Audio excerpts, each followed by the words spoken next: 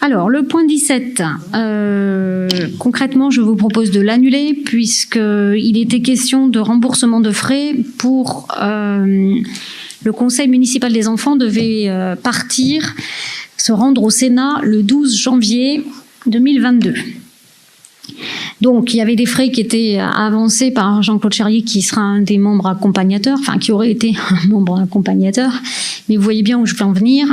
12 janvier, vu la conjoncture aujourd'hui sanitaire, et sachant pas en plus ce qui va se passer quand on va rentrer de congés et de ces fêtes de fin d'année, nous avons jugé qu'il était plus sage de proposer le report de leur voyage, sachant que ça va être peut-être compliqué, puisque vous le savez, on va rentrer dans des moments d'élection, et le Sénat doit fermer par rapport à cette période électorale.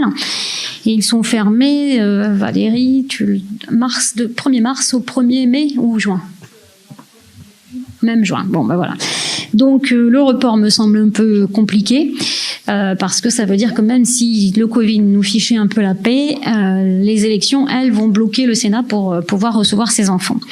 Donc ça veut dire que concrètement, il y a peu de chances aujourd'hui que les enfants puissent reporter, en tout cas avant l'été. Donc vous voyez bien la problématique, c'est derrière.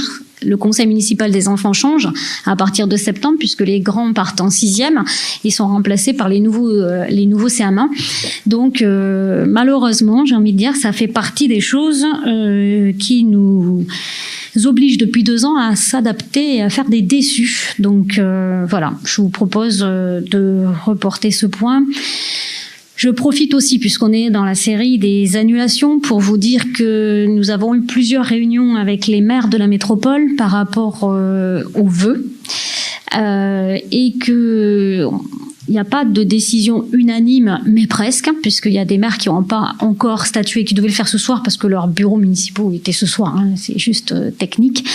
Mais à lundi, le dernier rendez-vous qu'on a eu, il y avait 20 communes sur 24 qui annulaient leurs vœux. Donc nous avons fait ce même choix en bureau municipal lundi. Donc nous vous proposons, donc notez-le, d'annuler aussi et les vœux aux agents et les vœux aux habitants et les vœux aux institutionnels. Donc c'est bien sûr avec regret qu'on est obligé à nouveau d'annuler, puisque c'est quand même la 2e année. Mais concrètement, aujourd'hui, vu la conjoncture, si on se place dans ce qui serait imposé aujourd'hui, si on était dans le même contexte, on va dire à la rentrée des vacances, on aurait pu faire des vœux, mais sans moment de convivialité, puisque ça c'est interdit. Donc avec les masques, et nous avons estimé, nous ici aux Sorinières et les maires en général, que l'intérêt de pouvoir retrouver les habitants, c'était bien pour partager avec eux et pas seulement écouter le discours du maire. Donc du coup, on propose de reporter, on peut pas reporter les vœux parce que ça serait plus des vœux, mais enfin voilà, et donc d'annuler ces moments de convivialité qui sont si importants pourtant à la rentrée.